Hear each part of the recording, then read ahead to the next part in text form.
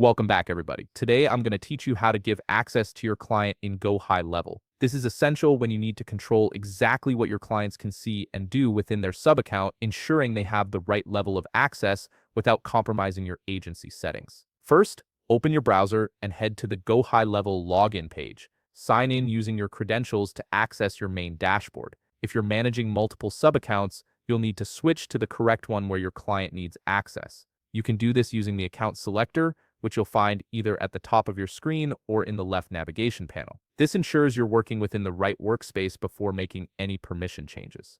Next, navigate to the Settings option in your left navigation menu. You'll find this located at the very bottom of the panel. Click on it to open the Settings page. This is your control center for managing users, permissions, and various account configurations. Once you're in Settings, look for the option labeled My Staff and click on it. This will bring up a list of all logged user accounts within your GoHighLevel account. Here you'll see everyone who currently has access, including team members and clients.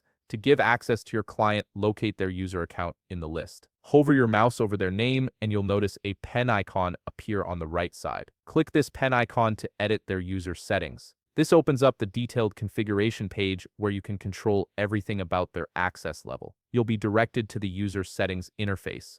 On the left sidebar, click on Roles and Permissions. This is where the real customization happens. From here, you can assign your clients access and limit it to only what's necessary for their work. Scroll down through each section carefully and click on the checkboxes corresponding to the permissions you want to grant or remove. This granular control ensures your client can access what they need without seeing sensitive agency information or settings. Once you've finished adjusting all the permissions, click the Save button located at the bottom right of your screen. This confirms all your changes and immediately applies the new access level to your client's account. If you found this video helpful, please leave a like, subscribe, and see you in the next video.